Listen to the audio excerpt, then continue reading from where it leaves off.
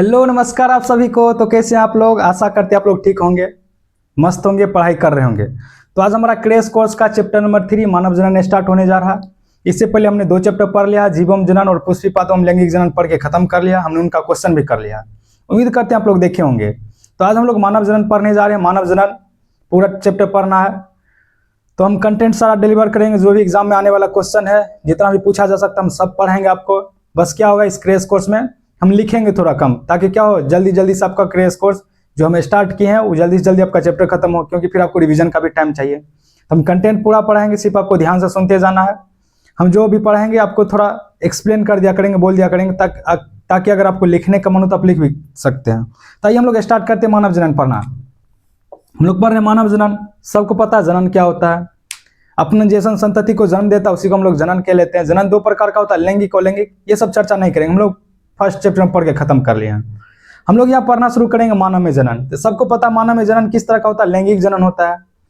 जिंदा रहने के लिए जीव को जनन बिल्कुल भी आवश्यकता नहीं होती है, सिर्फ एक पीढ़ी से दूसरी पीढ़ी में निरंतरता बनाए रखती है। यानी कि आप हैं, अगर आप शादी कीजिएगा तो आपका बाल बच्चा आएगा, अगर आप शादी नहीं कीजिएगा तो आपका अगला पीढ़ी नहीं आएगा। जिंदा तो बिल्कुल रहेगा, मस्त रहिए, टनाटन, जीवन में कोई टेंशन नहीं रहेगा। तो जनन क्या, सिर्फ एक पीढ़ी से दूसरी पीढ़ी में निरंतरता बनाए रखती है। तो आइए हम लोग पढ़ना शुरू करते हैं मानव जनन। सबसे पहले हम लोग जानेंगे जनन का चरण कौन कौन सा होता है। पहला लिखे युग्मक जनन होता है, वीर्यसेचन, निषेचन, अंतरोपण, गर्भावधि, प्रसव। इसके बारे में लिखना नहीं, हम आपको बोल देता, अगर आपको लिखना होगा तो लिख लीजिएगा। युग्मक जनन का सिंपल मीनिंग क्या होता है, युग्मक बनने की प्रक्रिया को हम लोग युग्मक जनन कहते हैं। अगर हम नहीं भी दिख रहे होंगे तो आपको इधर दिखना चाहिए और हम जो बोल रहे वो आवाज आ जाना चाहिए। युग्मक जनन क्या होता है, युग्मक बनने की प्रक्रिया को हम लोग युग्मक जनन कहते हैं। यह 2 तरह का होता है युग्मक, हम जानते हैं। एक होता है मेल गेमिट, एक होता है फीमेल गेमिट। मेल में क्या बनेगा, शुक्राणु बनेगा, और फीमेल में क्या बनेगा, अंडाणु बनेगा। तो युग्मक जनन किसको कहते हैं, सिंपल याद रखिएगा, युग्मक बनने की प्रक्रिया को युग्मक जनन कहते हैं। वीर्यसेचन क्या किसको कहते हैं, ये जो मेल गेमिट बना है शुक्राणु, इस शुक्राणु का मादा जनन पथ में हस्तांतरण की प्रक्रिया को हम लोग क्या कहते हैं, वीर्यसेचन कहते हैं। उसके बाद लिखिए निषेचन क्या होता है, नर तथा मादा युग्मक के संलयन की प्रक्रिया को हम लोग निषेचन कह लेते हैं। अंतरोपण किसको कहते हैं, कोरक पुट्टी का गर्भाशय दीवार से चिपकने की प्रक्रिया को हम लोग अंतरोपण कहते हैं। कोरक पुट्टी क्या होता है, जब हम आगे पढ़ेंगे आपको पता चलेगा। जो जैगोट बनता है ना, जैगोट आगे चल के क्लीवेज डिवीजन जब उसमें होता है तो आगे चल के कोरक पुट्टी बनता है, वही आगे चल के क्या होता है, गर्भाशय की दीवार में चिपकता है। अभी आपको सिर्फ ध्यान से सुनते जाना। उसके बाद क्या हो जाएगा, गर्भावधि, यानी कि गर्भ धारण हो जाएगा। जो महिलाएं होगी वो प्रेगनेंसी को कंसीव कर लेगा 9 महीना तक। फिर क्या होगा जी, बच्चा उसमें डेवलप करेगा और फाइनली क्या हो जाएगा, प्रसव हो जाएगा। प्रसव मतलब सिंपल क्या, शिशु को जन्म देना, कि हम क्या कह लेते हैं, प्रसव कह लेते हैं। तो समझ गए जनन के चरण, एक बार और रिपीट कर देते हैं। युग्मक जनन क्या होता है, युग्मक बनने की प्रक्रिया को युग्मक जनन कहते हैं। युग्मक 2 तरह का होता है, male gamete, female gamete. Male में बनेगा शुक्राणु, ये क्या होता है, अगुणित होता है। फीमेल में भी क्या बनेगा, अंडाणु बनेगा, ये भी क्या होता है, अगुणित। वीर्यसेचन क्या होता है, नर युग्मक का मादा स्त्री पथ जनन पथ में हस्तांतरण की प्रक्रिया को वीर्यसेचन कहते हैं। निषेचन क्या होता है, नर तथा मादा युग्मक के मिलन की प्रक्रिया को, संलयन की प्रक्रिया को हम लोग निषेचन कहते हैं। अंतरोपण, कोरक पुट्टी का गर्भाशय दीवार से चिपकना अंतरोपण कहलाता है। गर्भावधि सिंपल, गर्भ को धारण कर लेना, और प्रसव बौआ हो जाएगा। फिर उसके बाद छोटी ओड़ी होगा, जो भी भोज करने का होगा करते रहिएगा। बस हमारा ये स्टेप है जनन का चरण। आप लिख पाइएगा, अगर आप नहीं लिख पाते हैं तो जो हम बोले हैं आप समझ पाइएगा, या आप लेक्चर देखने के बाद आप एनसीईआरटी भी पढ़ लीजिएगा तो आपका सारा क्लियर हो जाएगा। चलिए अब हम लोग पढ़ना शुरू करते हैं। नेक्स्ट हम लिखे नर तथा मादा जनन चरण में अंतर। हम समझते हैं जो नर है और मादा है उसमें क्या क्या अंतर हो सकता है। तो देखिए इधर लिखा मेल, इधर फीमेल। मेल मतलब नर, फीमेल मतलब मादा। तो मेल में याद रखना, जो शुक्राणु बनने की प्रक्रिया होती है यौवनावरण, यानी कि 10 से 16 साल के बाद इसमें क्या होगा, शुरू होगा और पूरे जीवन काल होते रहेगा। यानी कि बुढ़वा में पूरे जीवन काल शुक्राणु बनेगा, बुढ़िया में नहीं बनेगा। इसलिए बुढ़वा सबको देखिएगा बुढ़ारियों में शादी कर लेता है। उसका रीजन क्या है जी, उसमें शुक्राणु बनते रहता है, वो बुढ़ारी में भी बाप बन सकता है, जो कि समाज में अच्छी बात नहीं है। लेकिन देखा गया अभी हाल फिलहाल में कुछ न्यूज सब आया था कि बुढ़वा 75 साल का बुढ़वा था, शादी कर लिया। चलिए ये उसके बाद देखिए क्या लिखा, फीमेल में क्या होगा, अंडजनन भ्रूण अवस्था के दौरान ही, यानी कि जब माँ के गर्भ में ही रहता है उस समय ही बनना स्टार्ट हो जाएगा। 40-50 साल के बाद रुक जाएगा, जिसको हम लोग कहते हैं रजोनिवृत्ति, मेनोपोज कहते हैं। मेनोपोज, पोज मतलब रुक जाना, यानी कि इसके बाद वो माता नहीं बन सकती है। ठीक, उसके बाद हम जानते हैं यौन अंग का प्रकार। हम कोशिश करेंगे पूरे पढ़ने का, जितना भी कंटेंट आपका एनसीईआरटी पूरा कवर होगा, एक भी चीज छूटेगा नहीं। सिर्फ आपको ध्यान से लेक्चर देखना। जैसे ही हमारा चैप्टर खत्म होगा, नेक्स्ट डे हम लोग शाम 6 बजे लाइव आकर के क्या करेंगे, क्वेश्चन डिस्कस कर लेंगे। यौन अंग का प्रकार, यौन अंग 2 तरह का होता है। एक होता है प्राथमिक यौन अंग, एक होता है द्वितीयक यौन अंग। प्राथमिक यौन अंग क्या होता है, जहां पे युग्मक और हार्मोन उत्पन्न होगा ना, उसको हम लोग प्राथमिक यौन अंग कहते हैं। इसका एग्जाम्पल वीर्यसन, किसमें पाया जाएगा, मेल में पाया जाएगा वीर्यसन, और फीमेल में क्या पाया जाएगा, अंडाशय। यही दोनों क्या प्राथमिक यौन अंग। और द्वितीय यौन अंग किसको कहते हैं? जो युग्मक संचयन और युग्मक स्थानांतरण में मदद करता है उसको हम लोग द्वितीय यौन अंग कहते हैं। एग्जाम्पल में लिखे हैं शुक्रवाहक। शुक्रवाहक ये मेल में पाया जाएगा, फैलोपियन ट्यूब फीमेल में पाया जाएगा। हम आगे पढ़ेंगे। तो प्राथमिक यौन अंग हो गया आपका मशीन हो गया, यानी कि यहाँ पे उत्पन्न होगा, और जो द्वितीय यौन अंग है ये तरह से आपका फैक्ट्री हो गया, यहाँ बनेगा और यहाँ के क्या होगा? संचयन होगा, फिर यहाँ से आपको जहाँ भेजना होगा भेज दीजिएगा। लड़का सब जानता होगा किसको कहाँ भेजने रहता है। तो समझ गए आप यहाँ तक? हम कोशिश करेंगे पूरा पढ़ने का बिना समय गवाए। तो यहाँ तक आप लोग समझ गए होंगे हम लोग क्या क्या पढ़ लिए। जनन के चरण पढ़ लिए, नर मादा जनन में अंतर पढ़ लिए, प्राथमिक यौन अंग क्या होता है, द्वितीय यौन अंग, ये सब क्वेश्चन पूछा जाता है बोर्ड पर। जितना लिखेंगे ना, जब आप जाके प्रीवियस ईयर लगाइएगा तो आपको पता चलेगा एक भी क्वेश्चन नहीं छूटेगा, सिर्फ आपको ध्यान से सुनना है। यौन अंग का प्रकार प्राथमिक द्वितीय। प्राथमिक यौन अंग किसको कहेंगे? जहां पर युग्मक बनेगा और हार्मोन बनेगा उसको हम प्राथमिक यौन अंग। विरसन अंडाशय, विरसन मेल में पाया जाएगा, अंडाशय फीमेल में। द्वितीय यौन अंग कहेंगे जहां पर युग्मक का संचयन होगा और वो स्थानांतरण में मदद करेगा, यानी कि एक जगह से दूसरे जगह में ले जाने में मदद करेगा, उसको हम द्वितीय यौन अंग कहते हैं। एग्जाम्पल में शुक्रवाहक जो शुक्राणु को ले जाने में मदद करता है, फिलिपियन नलिका जो अंडाणु को ले जाने में मदद करता है। जब हम किसी का पुरुष नसबंदी करते थे इसी को काट के बांध देंगे, जब महिला नसबंदी करते थे इसको काट के बांध देते हैं। किसी एक को काट के बांध दीजिएगा फिर क्या होगा? ना ही माँ नहीं बन पाएगी और वो पिता नहीं बन पाएगा। जनरली हम करते हैं कि इसमें फीमेल में ही क्या करते हैं? नसबंदी करते हैं। चलिए यहाँ तक आप लोग समझ गए। अब हम लोग पढ़ना स्टार्ट करेंगे नर जनन तंत्र के बारे में। उम्मीद करते हैं आप लोग समझ रहे होंगे। हम ऑफलाइन है नहीं, हम ऑनलाइन है, तो आपके पास ऑप्शन है। अगर हम फास्ट बोलेंगे तो आप धीरे कर लीजिएगा, क्योंकि हम क्रैश कोर्स कर रहे हैं और हम यहाँ पढ़ेंगे, पढ़ने के अलावा कुछ करेंगे नहीं, बकैती कर चलने वाला है नहीं। क्योंकि आपके पास 16 चैप्टर है, 16 चैप्टर को इसी कम से कम 45 दिन में उसको निपटाना होगा, तब ना आप आगे चल के फिर रिवीजन भी कर पाइएगा। तो हम जो क्रैश कोर्स करा रहे हैं, अगर आप इससे जुड़ जाइएगा तो आपका बायोलॉजी अच्छा हो जाएगा। हम आपको आश्वासन दे सकते हैं, क्योंकि हमने इससे पहले भी पढ़ाया ऑफलाइन में, 2-3 बैच को हमने पढ़ाया, ऐसे ही नहीं यहाँ पढ़ाना शुरू कर दिया। आप ही सोच सकते हैं कि एक बार हम क्रैश कोर्स कैसे स्टार्ट कर दिए। हम क्रैश कोर्स स्टार्ट किया है, अगर यहाँ से एक भी बच्चा पढ़ के अच्छा कर रहा तो मेरा मेहनत सफल हो जाएगा। हमारा भी ये मोटिव नहीं कि हमको सब्सक्राइबर या व्यू चाहिए, बस एक भी बच्चा अगर यहाँ से पढ़ेगा तो उसका सफल हो जाएगा। तो चलिए यहाँ तक लिख लीजिए। इसके बाद हम लोग स्टार्ट करते हैं नर जनन तंत्र। मेल रिप्रोडक्टिव सिस्टम पढ़ेंगे, उसके बाद फीमेल रिप्रोडक्टिव सिस्टम, फिर हमारा चैप्टर खत्म हो जाएगा। समय लगेगा कम से कम 1 घंटा से प्लस भी हो सकता है, देखते हैं जितना देर में होगा, कोशिश करेंगे खत्म करने का। तो आइए यहाँ तक लिख लीजिए। तो आइए अब हम लोग नर जनन तंत्र पढ़ना शुरू करते हैं, ध्यान से सुनते रहना। आइए पढ़ते हैं हम लोग।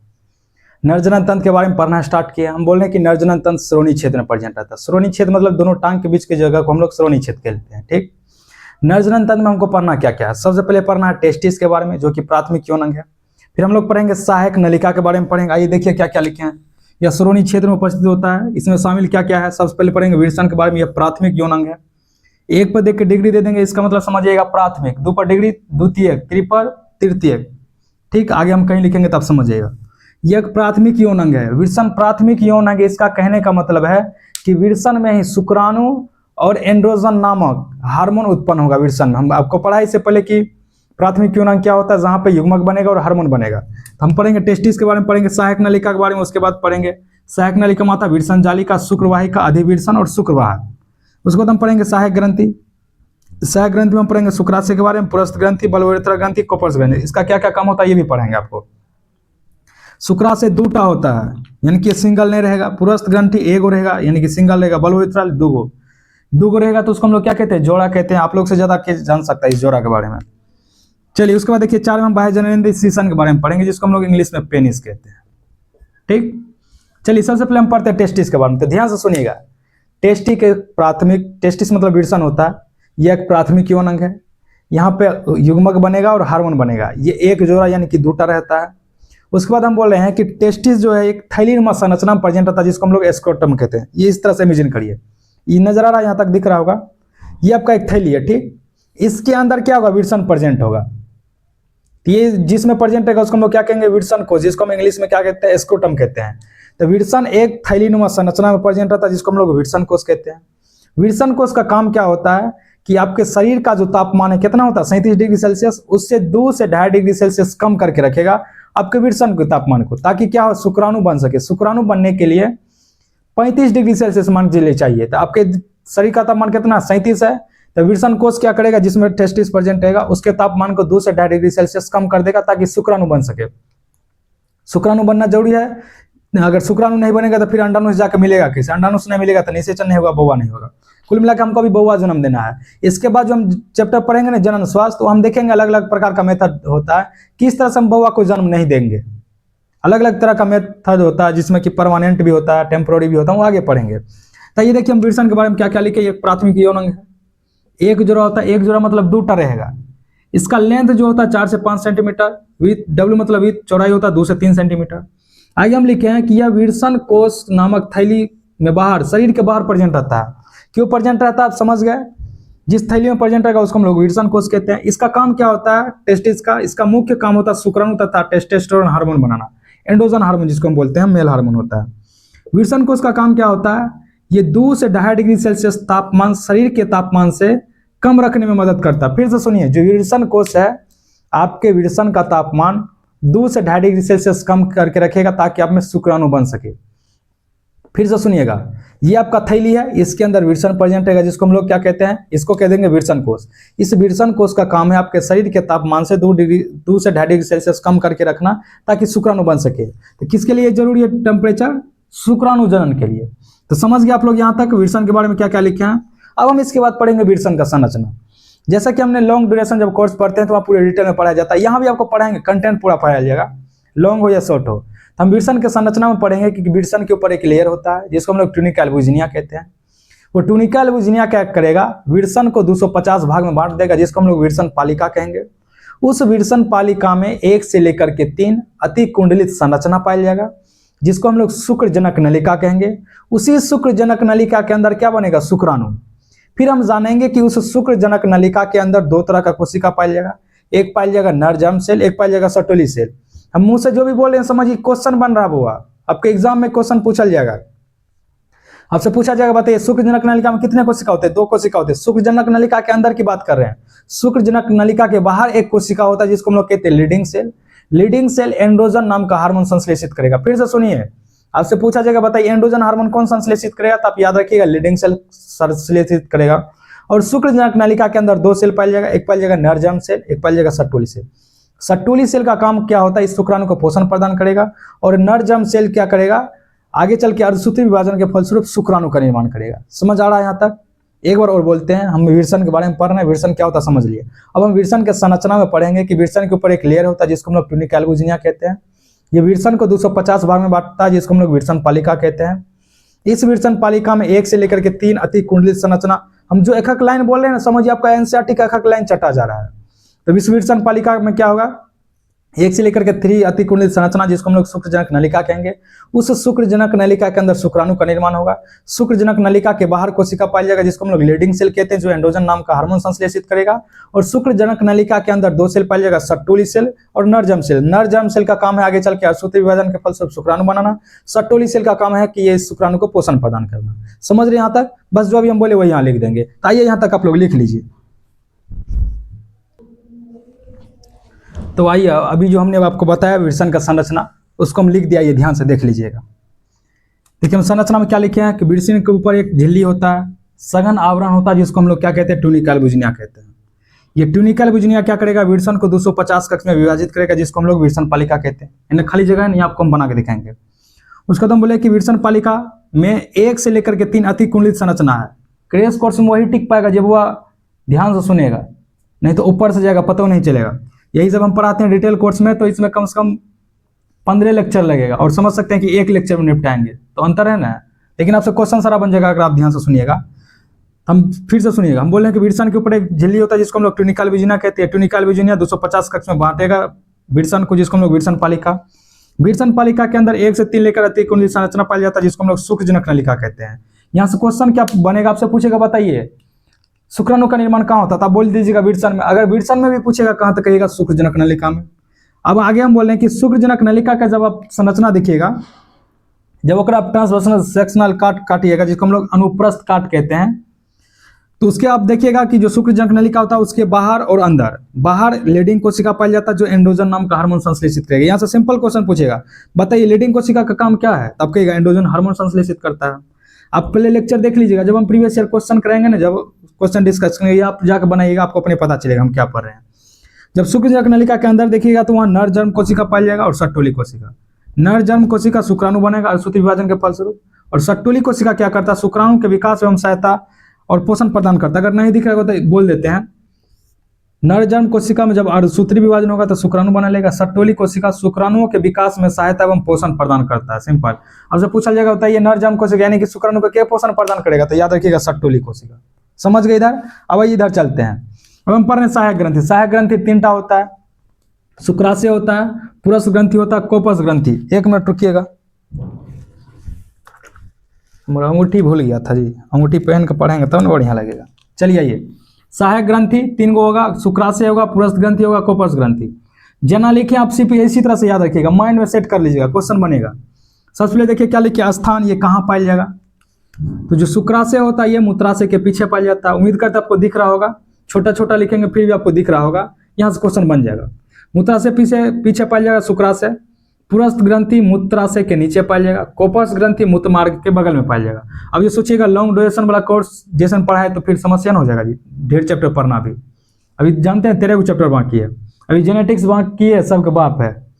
तो स्थान मूत्राशय के पीछे होता है, पुरस्थ ग्रंथि मूत्राशय के नीचे, कोपस ग्रंथि मूत्र मार्ग के बगल में। संख्या याद रखिएगा, जो शुक्राशय होता है 1 जोड़ा 2टा होगा, पुरस्थ ग्रंथि 1 होगा, कोपस ग्रंथि 2टा होता है 1 जोड़ा। अब इसका काम क्या होता है, देखिए शुक्राशय का काम होता है शुक्राणु को फ्रुक्टोज प्रदान करना, जिससे उसको एनर्जी मिलेगा। नेक्स्ट देखिए क्या काम लिखे हैं कि लगभग 60% वीर्य द्रव यही बनाता, कौन, शुक्राशय। उसके बाद पुरस्थ ग्रंथि ये क्षारीय द्रव स्रावित करता, जो योनि के अम्लीय वातावरण से निष्क्रिय करता है, यानी कि शुक्राणु को बचाएगा। कोपस ग्रंथि मूत्र मार्ग के बगल में पाया जाएगा, ये क्या करेगा, यूरेथ्रा को साफ करेगा, चिकना बनाएगा। उसके बाद देखिए नीचे में क्या लिखिए, इसमें प्रोस्टाग्लैंडिन होता है जो शुक्राणु की गति को बढ़ाता है, कौन, शुक्राशय में पाया जाता है।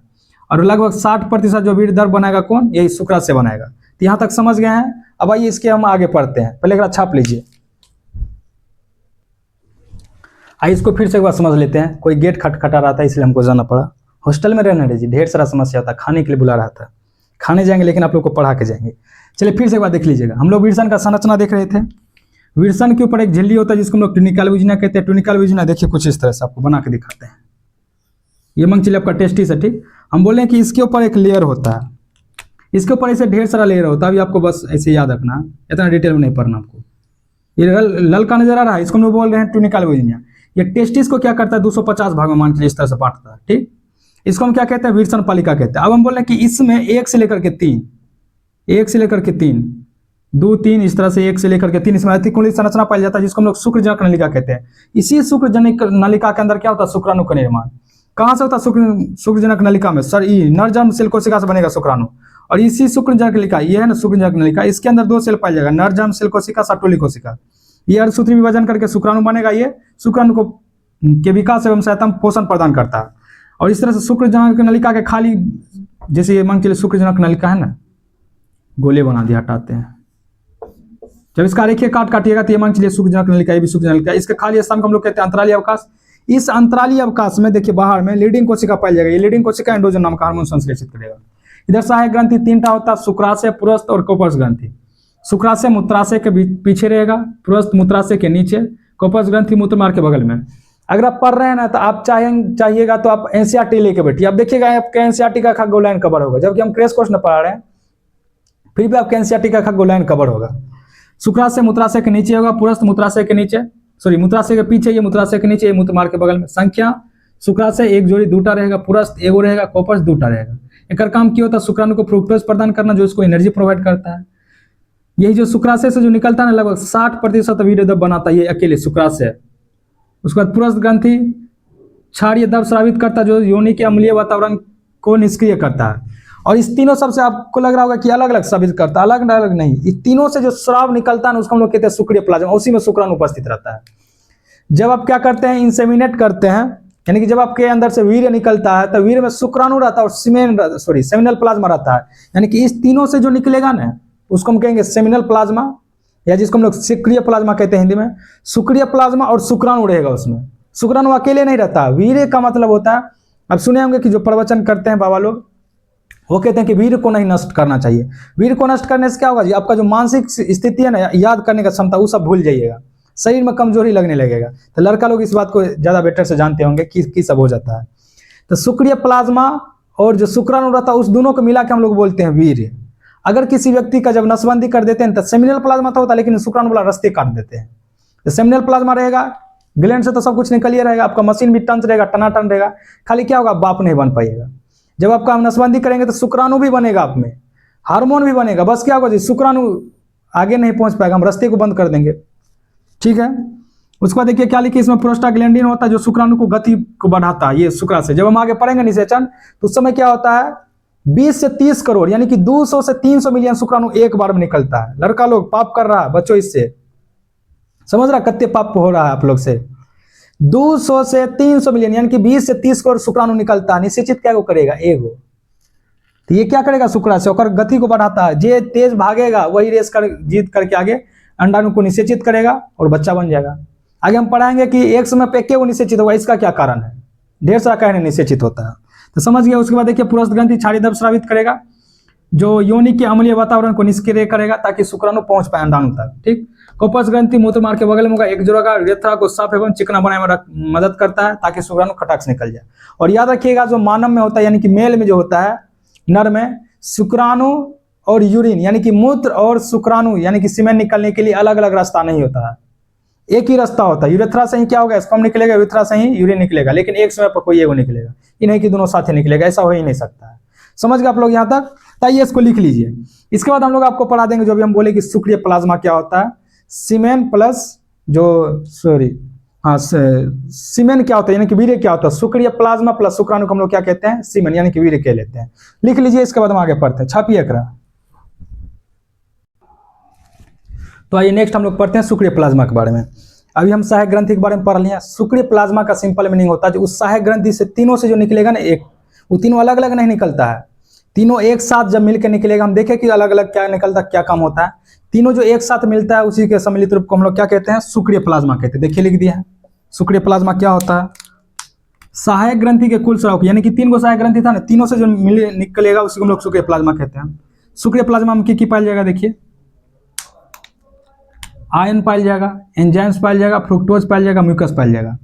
इस सब का काम क्या होता है कि सीसन को स्नेहन प्रदान करेगा। स्नेहन मतलब समझ रहे हैं, सीसन मतलब समझ रहे हैं, पेनिस जिसको कहते हैं जो कि मेल एक्सटर्नल जेनिटलिया। स्नेहन मतलब होता है क्या कि जब मेल मादा जनन पथ में शुक्राणु को स्थानांतरित करेगा तो स्नेहन में मतलब पेनिस में क्या चाहिए जी, स्नेहन चाहिए, मतलब खराव चाहिए। जब वो टाइट होगा पेनिस तब ना उसमें क्या करेगा, फीमेल रिप्रोडक्टिव ट्रैक्ट में शुक्राणु को स्थानांतरित कर पाएगा। तो स्नेहन का उसी वही मतलब होता है, लुब्रिकेशन प्रदान करेगा। ठीक, चलिए उसके बाद देखिए क्या लिखे, इसी शुक्रिय प्लाज्मा में शुक्राणु उपस्थित होगा। नीचे लिखिए वीर क्या होता है, जो बोलते हैं ना बड़े बड़े लोग कि वीर को नष्ट नहीं करना, वीर अकेले नहीं होता है, वीर में पाया जाता है शुक्रिय प्लाज्मा और शुक्राणु पाया जाता है। तो आपको लग रहा हो कि हम खाली शुक्राणु को नष्ट करें, नहीं, आप वीर शुक्रिय प्लाज्मा को भी नष्ट करें। वीर का मतलब शुक्रिय प्लाज्मा प्लस शुक्राणु। अगर किसी व्यक्ति का नसबंदी कर दिया जाता है तो यही शुक्राणु उसमें नहीं बचता है, हम रास्ता को काट के बांध देंगे। देखिएगा कुछ इस तरह से हम बना के दिखाते हैं। जैसे आपका पेनिस है ना, ये आपका शुक्रवाह के शुक्राणु यहाँ बनेगा, ये आगे निकलेगा, आगे बढ़ेगा और निकलेगा ना आपकी इस होकर के, तो हम क्या करेंगे, इस रास्ता को काट के बांध देंगे। जब इस रास्ता को आप काट के बांध दीजिएगा तो देखिए यहाँ शुक्राणु तो बनेगा ना, बिल्कुल बनेगा। अब हार्मोन भी बनेगा, टेस्टिस को थोड़ी ना रिमूव किए जी, तो बनेगा, लेकिन क्या होगा, ये शुक्राणु आगे नहीं बढ़ेगा। लेकिन बाकी जो इसमें ये बन रहा है शुक्रिय प्लाज्मा, ये सब तो इसमें बाहर निकलवे करेगा। सिर्फ और सिर्फ में क्या होगा, शुक्राणु नहीं होगा, पिताजी नहीं बन पाइएगा। तो याद रखिएगा वीर मतलब क्या, शुक्रिय प्लाज्मा और शुक्राणु को हम कहते हैं वीर प्लाज्मा, सॉरी वीर कहते हैं। नेक्स्ट देखिए एक टर्म लिखे हैं क्रिप्टोकोटिज्म, अवरुद्ध अंडकोश। ये क्या होता है, कभी कभी क्या होता है आपका एगो टेस्टिस या दोनों टेस्टिस क्या होगा, विल्सन कोश में, जैसे बताए थे ना विल्सन कोश एक थैलीड में संरचना, इसमें नहीं आ पाता, उसी को हम लोग क्या कहते हैं, क्रिप्टोकोटिज्म। देन अब बाद में क्या करिएगा, ऑपरेशन करा के इसको ठीक किया जाता है। इसको तो हम लोग पढ़ते हैं बाह्य जननेंद्र के बारे में। बाह्य जननेंद्र हम किसको कहते हैं, सीसन को कहते हैं, पेनिस को कहते हैं, सबको पता है। इसमें बस याद क्या रखना है कि जो सीसन होता है ना, स्पेशल टाइप का टिश्यू से बना होता है, जिसके कारण इसमें इरेक्शन होता है। अभी हम आपको बताएं, इरेक्शन मतलब कि खड़ा होता है। तो क्या होगा, पेनिस के बारे में याद रखिएगा, बाह्य जननेंद्र पेनिस होता है। ये जो पेनिस का जो सीसन का अंतिम वर्धित भाग होता है जिसको हम लोग सीसन मुंड कहते हैं, कहलाता है, जो एक ढीली त्वचा से ढका होता है जिसको हम लोग अग्रछद कहते हैं। आपको क्या करना, जब आप लेक्चर देख लीजिएगा, या तो आप एनसीईआरटी लेके बैठिए, या जब आप लेक्चर देख लीजिएगा, आपको एनसीईआरटी पढ़ना, एनसीईआरटी में जितना डायग्राम है सबका प्रैक्टिस कर लेना, बस उससे ज्यादा कुछ नहीं करना। एनसीईआरटी में जितना डायग्राम है, मुश्किल से डायग्राम है कहाँ जी, आपके ह्यूमन रिप्रोडक्शन में डायग्राम है, एगो सेक्सुअल रिप्रोडक्शन फ्लावर में बस एगो फ्लावर का डायग्राम बनाना, फीमेल रिप्रोडक्टिव यानी कि मेल गैमेट का डायग्राम बनाना। कुल मिला के यही एक दो चैप्टर में डायग्राम, बाकी डायग्राम है कहाँ आपको नजर नहीं आएगा, बहुत कम ही डायग्राम है। फिर आप ह्यूमन हेल्थ एंड डिजीज में पढ़िएगा, इनको एंटीबॉडी का बनाना पड़ेगा डायग्राम, तो ज्यादा डायग्राम है नहीं। बस मानव जनन में आपको क्या करना है, एनसीईआरटी में जितना डायग्राम उस सबको प्रैक्टिस कर लेना है। क्रैश कोर्स कर रहे हैं तो यहाँ इतना कराना संभव नहीं है। फिर लेक्चर का ड्यूरेशन हो जाएगा 1-1.5 घंटा, क्या देखिएगा उतनी, ऐसे भी तो लेक्चर देखने में मन नहीं लगता है, क्योंकि हमारा व्हाइट बोर्ड है। और अभी आजकल के बच्चा को पढ़ने का आदत लगी एकदम डिजिटल बोर्ड पर, चमक धमक, जहाँ पढ़ाई लिखा हो ना हो उससे कोई मतलब नहीं, बाकी और सब काम होना चाहिए। हम ऐसा नहीं करें कि और सब टीचर नहीं पढ़ाते, पढ़ाते सभी टीचर अच्छे होते हैं, लेकिन बच्चा को लत लग गया डिजिटल बोर्ड पर पढ़ने का, तो उसी को प्रीफर करेगा। उसमें आसान भी होता है, स्लाइड दिखा दिखा के पढ़ाओ, आगे भागो। हम तो ऐसा नहीं कर सकते, लेकिन आपको पढ़ना। चलिए ये यहाँ तक समझ गए हैं। अब आइए हम लोग पढ़ना शुरू करते हैं शुक्राणु जनन के बारे में। शुक्राणु जनन क्या होता है, सिंपल नाम से पता चल रहा है। शुक्राणु जनन, शुक्राणु बनने की प्रक्रिया को हम लोग क्या कहते हैं, शुक्राणु जनन। कैसे बनेगा आइए पढ़ते हैं। शुक्राणु जनन में होता क्या है, इसमें भी हार्मोन कंट्रोल करता है। हम हार्मोनल कंट्रोल यहाँ नहीं पढ़ेंगे, सिर्फ आपको हम बता देंगे उसमें कौन सा हार्मोन रोल प्ले करता है, उतना सबका काम चल जाएगा। आइए इसको यहाँ तक लिख लीजिए। तो आइए नेक्स्ट हम लोग देख लेते हैं शुक्राणु जनन के बारे में। शुक्राणु जनन क्या होता है, शुक्राणु बनने की प्रक्रिया को शुक्राणु जनन कहते हैं। आइए देखते हैं। ये लगभग 10 से 16 साल, यानी कि जब आप युवा अवस्था हो जाइएगा, यौवनावरम में आ जाइएगा, तब आप में बनना शुरू हो जाएगा। शुक्राणु किस तरह से बनता है, ध्यान से सुनिएगा। हम आपको बताएं कि जो शुक्रजनक नलिका होता है वहां पे 2 सेल पाया जाएगा, नर जर्म सेल, सट्टोली कोशिका। जो नर जर्म सेल होता है ना, वही आगे चल के क्या बनेगा, शुक्राणु बनेगा। तो आइए देखिएगा, ये शुक्राणु कोशिका जो कि क्या होता है जी, द्विगुणित होता है, याद रखिएगा। जब इसमें समसूत्री विभाजन होगा, समसूत्री विभाजन होकर क्या करेगा, अपन संख्या बढ़ाएगा।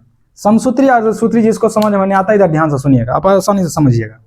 ये रहा मार्कर, अगर इसमें समसूत्री विभाजन होगा तो ठीक इसी तरह से 2 मार्कर बनेगा, कुछ चेंज नहीं आएगा, बिल्कुल हूबहू।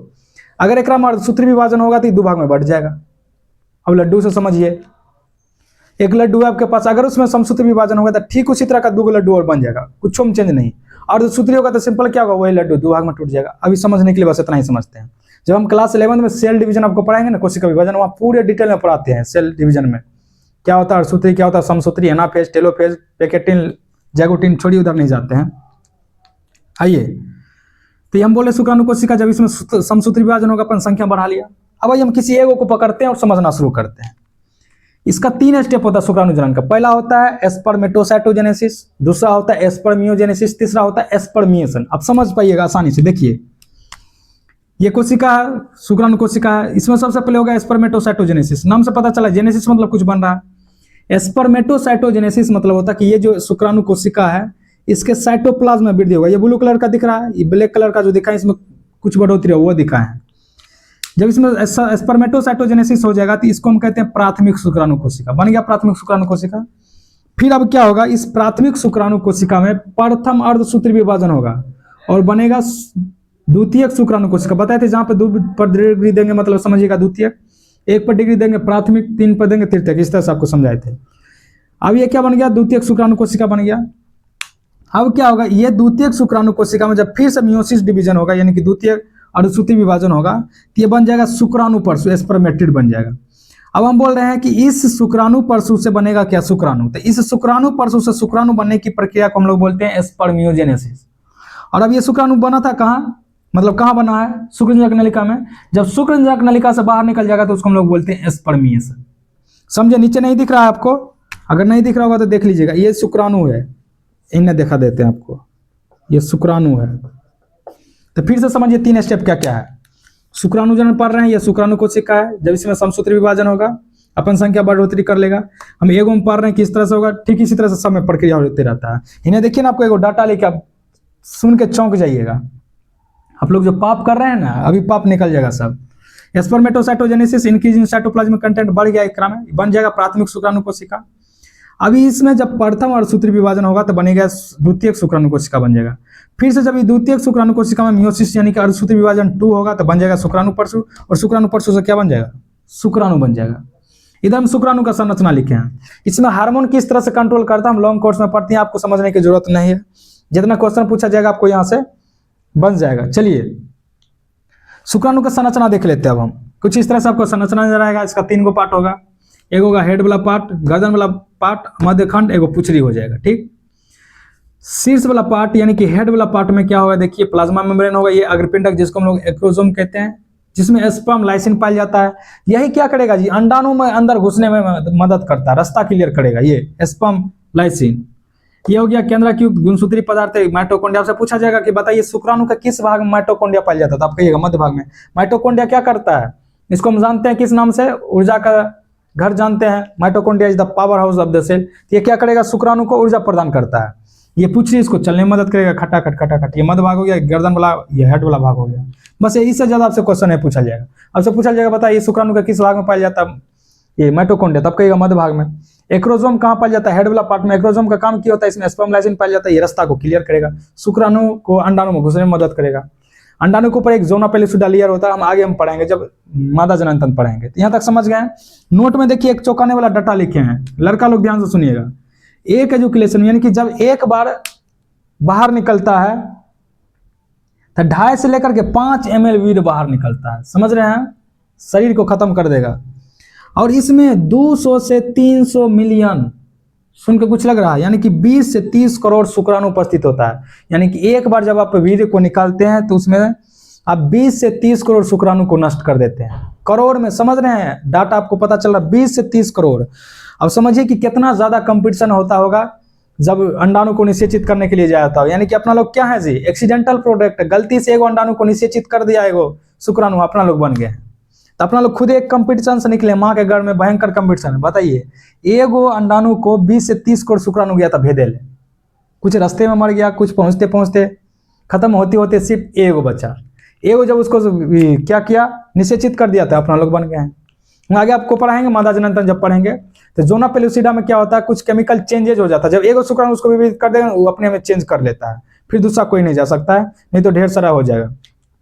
कभी कभी क्या होता है 2-3 भी बच्चा हो जाता है, वही पॉलीस्पर्मिया जिसको कहते हैं, यानी कि एक से ज्यादा शुक्राणु क्या करेगा, अंडाणु को निषेचित कर देता है, जिसके कारण ऐसा होता है। तो याद रखिएगा एक एजुकेशन में 2.5 से 5 ml वीर्य निकलेगा, जिसमें 20 से 30 मिलियन, जिसमें कि क्या होगा जी 200 से 20 से 30 करोड़ शुक्राणु, मिलियन को हम करोड़ में लिख दिया, इतना शुक्राणु प्रेजेंट रहेगा। और इस 20 से 30 करोड़ शुक्राणु में भी क्या होगा, जो हेल्दी शुक्राणु होगा, जो फास्ट मूव कर सकेगा, वो आगे चल के क्या करेगा, निषेचन करेगा। तो उम्मीद करते हैं आप लोग यहाँ तक समझे होंगे। तो हम ऐसा करते हैं कि इसको 2 पार्ट में डिवाइड कर लेते हैं, क्योंकि अगर हम और ज्यादा वीडियो बनाएंगे तो लगभग 1 घंटा से प्लस का हो जाएगा। तो हम लोग अभी मेल रिप्रोडक्टिव सिस्टम पढ़ के खत्म कर लिया है। नेक्स्ट जो सेकंड पार्ट आएगा उसमें हम लोग फीमेल रिप्रोडक्टिव पढ़ के खत्म कर लेंगे, क्योंकि अभी आप लोग को आदत नहीं है ज्यादा देखने का। तो हम लोग लगभग 30-35 मिनट का ये लेक्चर हो ही गया होगा, उम्मीद करते हैं। हम लोग मेल रिप्रोडक्टिव सिस्टम पढ़ के कर लिए हैं खत्म। आइए एक बार हम लोग तेजी से समराइज कर लेते हैं कि पढ़ लिया। अभी हमने पढ़ना शुरू किया मेल रिप्रोडक्टिव सिस्टम, यानी हम मानव जनन पढ़ना शुरू किया। हमने मानव जनन में मानव जनन का चरण देख लिया, नर जनन मादा चरण में क्या अंतर होता है ये हम देख लिया, प्राथमिक यौन अंग क्या होता है, द्वितीयक यौन अंग क्या होता है ये हम समझ लिए। उसके बाद हम लोग पढ़ना शुरू किया नर जनन तंत्र। नर जनन तंत्र में हमने विषण के बारे में पढ़ लिया, हमने सहायक नलिका में पढ़ लिया, सहायक नलिका के बारे में पढ़ लिया। सहायक नलिका के बारे में ऐसे पढ़ना नहीं होता, सिंपल देखिए क्या होगा, सेमिनिफेरस ट्यूब्यूल यानी कि शुक्रजनक नलिका में क्या बनेगा, शुक्राणु बनेगा। वो आगे कहाँ जाएगा, वृषण जालिका में जाएगा, वृषण जालिका आगे चल के कहाँ जाएगा, वास एफरेंस, वास डिफरेंस एपिडिडर्मिस इजैक्युलेटरी डक्ट आगे बाहर निकल जाता है। ठीक, हमको उसके बारे में नहीं पढ़ना। हमने शुक्रजनक नलिका के बारे में, हमने टेस्टिस के बारे में पढ़ा। टेस्टिस संख्या में 2 होता है, टेस्टिस में शुक्राणु और हार्मोन उत्पन्न होता है। टेस्टिस के अंदर जाइएगा तो आपको शुक्रजनक नलिका नजर आएगा। शुक्रजनक नलिका में 2 कोशिका होगा, सट्टुली सेल पाया जाएगा, नरजम सेल। नरजम सेल आगे चल के क्या बनेगा, शुक्राणु बनेगा, और जो सट्टुली सेल है उसको पोषण प्रदान करेगा। शुक्रजनक नलिका के बाहर आपको मिलेगा leading cell. Leading cell androgen नाम का हार्मोन संश्लेषित करता है, जो आप में सेकेंडरी चेंज लाता है, यानी कि मोच दाढ़ी सब जो आपको आता है, आवाज का भारीपन, इसी हार्मोन की वजह से आता है। आप में जो जवानी एकदम से उफान मारने लगता है, इसी हार्मोन की वजह से, एंड्रोजन नाम हार्मोन की वजह से होता है।